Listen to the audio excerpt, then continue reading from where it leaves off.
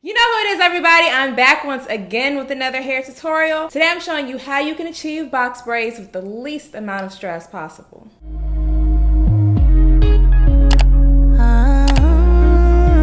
Alright, so we are quickly approaching, actually we're pretty much already in protective style season. For myself, as you may notice in this video, I will likely be caring for a newborn all summer. However, some of you may be planning for your big vacations, and what better hairstyle than box braids? I don't care what anybody say, box braids are never going out of style. They're very low maintenance.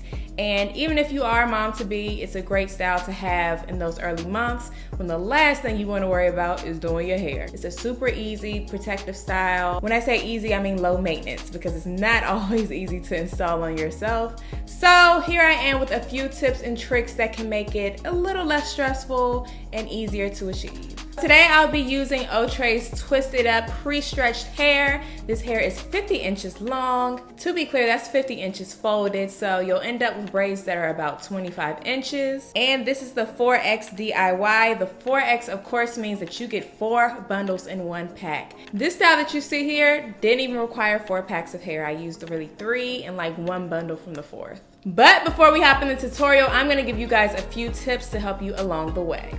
Alright, tip number 1, don't watch TV. I know it can be very tempting to just binge watch a show or watch a movie, and maybe that works for some people, but I know for me personally, watching TV is a huge distraction. Sometimes I feel like I have undiagnosed ADD, I don't know, but sometimes I'll be watching TV and I'll catch myself with the hair in my hand just looking.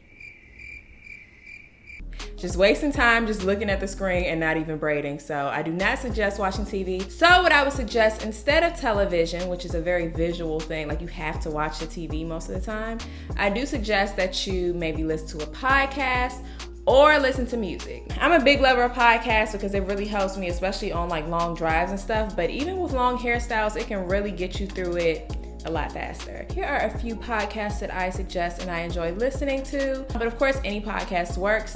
However, if you absolutely have to watch TV, try to pick something that's a little more like, you know, easy on the brain. I'm not gonna call it mindless TV, but really I'm talking about reality shows. There are certain reality shows that I know if I cut on, the storylines are just so like basic, you don't have to pay full attention to it. Maybe even watch reruns that you already know what's happening. You don't have to like stay laser focused on it, and you can really look in the mirror and do your hair but still have the noise of the TV in the background, if you must. Tip number 2 is texture helps with gripping. I did blow my hair out for this style, but I do not suggest blowing your hair out if it's not absolutely necessary. The only reason I blew mine out because I do find that it's easier to part my hair. I knew I wasn't braiding my hair that day, so I wanted to make sure my hair was a little more stretched and less likely to tangle. Other than that, I know some people like to have really slick roots when they braid their hair, but honestly, especially for someone who's a beginner and not really good at gripping your hair, the more texture the better, because it will help you grip that hair better. Tip number 3, do as much parting as you can early on. Parting, for me, if you're anything like me, parting is the hardest part of braiding, especially when you get to the back of your head. Now, I will say that I didn't part my whole head right away. What I did was I started with 2 sections in the front and I parted the rows, and then as I went each row, that's when I parted the squares. Some people do their whole head, all the squares in the beginning. I find that that just takes too long for me, and it just like kind of discourages me from like getting it done. The quicker I can get a braid in my head, the more likely I am to stick to the style and get it done. At least sectioning off your hair so you have an idea of what size braids you want, what size you want the rows to be, and how much hair you need for that size. Tip number 4, separate the hair first. Once again, I'm the type of person that anytime I have to change what I'm doing, it can distract me from getting the project done. So if I have to stop braiding, to separate hair, to then part hair, to then gel hair, then to braid again, that works for some people. For me, I'd rather get as much out of the way as possible. Separating hair is really easy. You can get it done like that. So just go ahead and knock that out the way. That's one less thing you'll have to worry about as you're actually doing your hair. Tip number 5, This may be an unpopular tip, but I would say start from the front. When you're doing your own hair, you already know the back is gonna be the hardest part because you can't see anything. So the best thing to do to make sure you're committed to this style is to start from the front. Once I got the front done and I started the back and I struggled with the back, I realized if I had started with this, I would have changed my mind about this style because it was hard, especially once I got to the middle of my head. Once again, I'm speaking for myself.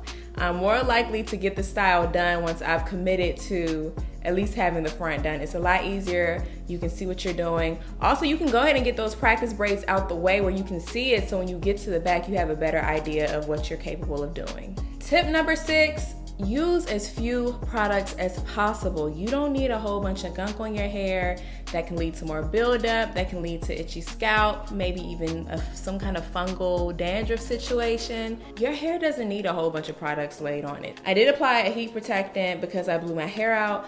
Other than that, the only thing I used was hair gel. Be selective with your gel, make sure it's a non-flaky gel. I'm sure by now you guys already know what the most popular brands are for braiding, whether it's cornrows or box braids. I myself use Jam, an old favorite. And you may want to add a little something to your ends. Sometimes I'll add a little gel just to lock in whatever moisture is there. But really this time around, I didn't really feel the need for it. My ends weren't super dry. They weren't hanging out of my braids. So once again, use your best judgment, but don't pile a bunch of product up on your hair, especially at the scalp. Tip number 7, ask for help. If you have anyone in the household who can part the back of your head, likely they probably can't braid because you probably wouldn't be doing it yourself. But maybe they can braid well enough to where you can go halfway down the braids and then have them join in and finish it off while you move on to the next. That can save you a lot of time. Hopefully the person that you have is like a mom or a friend or somebody who actually knows how to braid, unlike my boyfriend, who was immediately fired. And my final tip, tip number 8, save time by using pre-stretched hair.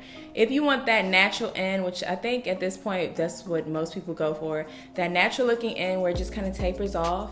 If you get pre-stretched hair, that's less time you have to spend stretching the hair yourself. Once again, I use Outre X Twisted Up 4X DIY pre-stretched 50-inch hair. That was a mouthful. This hair is pre-stretched. It already has a tapered end, so it takes a lot of the guesswork out of separating your hair and getting it ready for the braids. All right, now that we got all those tips out of the way, let's get into this tutorial. I don't know what that was. All right, as I said, I did the rows first, section by section. So starting with this first section, I have 6 rows, and I'm also gonna do 6 on the other side. In the back, I have 7. Starting with this first section, I'm gonna apply my gel, mostly to the roots. And then I'm gonna part again for my first braid. So taking my first piece of hair, I'm gonna break off about 1/3 of that section. So you'll see this is smaller than this one. And I'm gonna take that smaller piece and cross it over the bigger piece so that now you have 3 sections of hair to braid with. And I'm just gonna go ahead and switch to a closer shot so you can see exactly how I'm gripping this hair. I'm breaking my natural hair into 3 pieces. This is how I'm gripping the hair. And I'm matching the 3 pieces of braiding hair to my 3 pieces of natural hair like this. And then I'm just gonna begin braiding. Trying my best to stay as close as possible to my scalp to keep it nice and tight.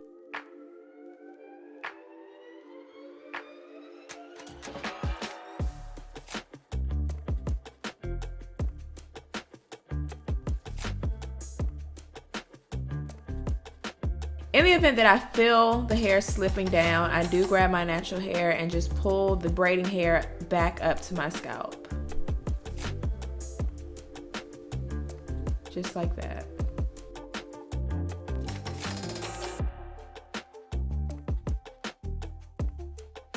And once that braid is pretty much established at the root, I can just start braiding all the way down.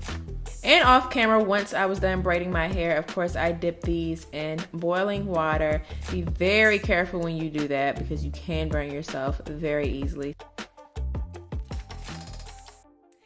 That's all I have for you guys today. If you found this at all helpful, make sure you give this video a thumbs up. If you have any comments or questions, make sure you leave that in the comment section below. And if you haven't already, make sure you hit the subscribe button and the notifications bell so you don't miss any future videos. Until next time, peace.